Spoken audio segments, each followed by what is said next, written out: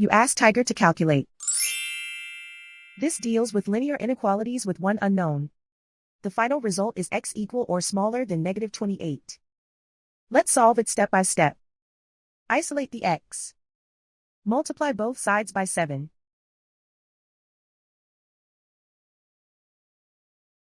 Group like terms.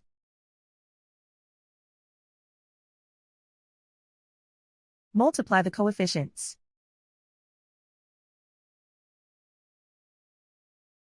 Simplify the arithmetic.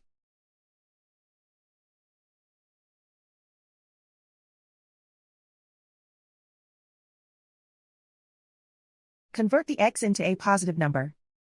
Multiply both sides by -1. Whenever you multiply or divide by a negative, reverse the inequality sign.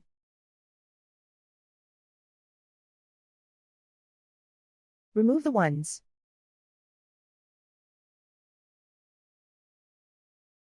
Simplify the arithmetic.